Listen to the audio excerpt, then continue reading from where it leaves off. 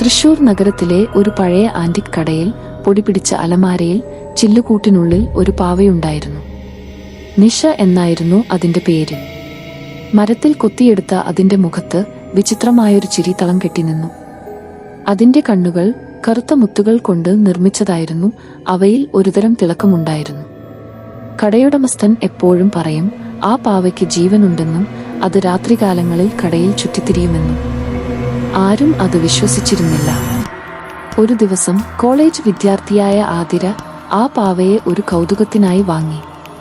അവൾക്ക് ഹൊറർ കഥകളോടും വിചിത്രമായ വസ്തുക്കളോടും ഒരു പ്രത്യേക താല്പര്യമുണ്ടായിരുന്നു. അവൾ നിഷയെ തന്റെ മുറിയിൽ കട്ടിലിനരികിലെ മേശപ്പുറത്ത് വെച്ചു. ആദ്യ രാത്രിയിൽ അവൾക്കൊന്നും തോന്നിയില്ല. എന്നാൽ രണ്ടാം ദിവസം രാത്രി ഉറങ്ങിക്കിടക്കുമ്പോൾ മുറിയിൽ നിന്ന് ഒരു നേർത്ത ശബ്ദം കേട്ട് അവൾ ഞെട്ടിയുണർന്നു. ജനലിൽ തട്ടി എന്തോ കളിക്കുന്നതുപോലെ തോന്നി. അവൾക്ക് ചുറ്റും ഒരുതരം തണുപ്പ് അനുഭവപ്പെട്ടു. അവൾ പതുക്കെ കട്ടിലിൽ നിന്നെഴുന്നേറ്റ് ചുറ്റും നോക്കി. മുറിയിൽ ആരെയും കണ്ടില്ല. അവൾ തിരികെ കട്ടിലിൽ കിടക്കാൻ ഒരുങ്ങിയപ്പോൾ മേശപ്പുറത്ത് വെച്ചിരുന്ന നിഷയെ കണ്ടു. അതിന്റെ സ്ഥാനം മാറിയിരിക്കുന്നു. അത് കട്ടിലിനരികിലേക്ക് അവൾക്ക് നേരെ തിരിഞ്ഞിരിക്കുന്നു. അവൾക്ക് നെഞ്ചിടിപ്പ് വർദ്ധിച്ചു.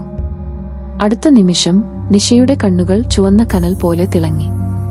അതിന്റെ മരത്തിൽ കൊത്തിയ ചിരി വലുതാകുന്നത് അവൾക്ക് തോന്നി. എവിടെ നിന്നോ ഒരു നേർത്ത ചിരി മുറിയിൽ മുഴങ്ങി. അതൊരു കുഞ്ഞിന്റെ ചിരിയായിരുന്നു. എന്നാൽ അത് ഭീകരമായിരുന്നു. ആതിര പേടിച്ച് നിലവിളിച്ചു. മുറിയിൽ നിന്ന് പുറത്തേക്ക് ഓടാൻ ശ്രമിച്ചു.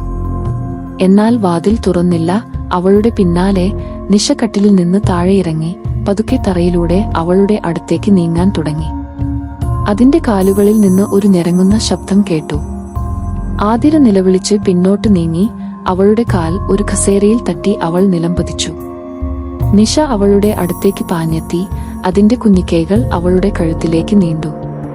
പിറ്റേന്ന് രാവിലെ ആതിരയെ അവളുടെ മുറിയിൽ അബോധാവസ്ഥയിൽ കണ്ടെത്തി. അവളുടെ കഴുത്തിൽ ഒരു കുഞ്ഞിക്കൈയുടെ അടയാളം പോലെ ചുവന്ന പാടുകളുണ്ടായിരുന്നു. നിഷയെ പിന്നീട് ആരും കണ്ടിട്ടില്ല.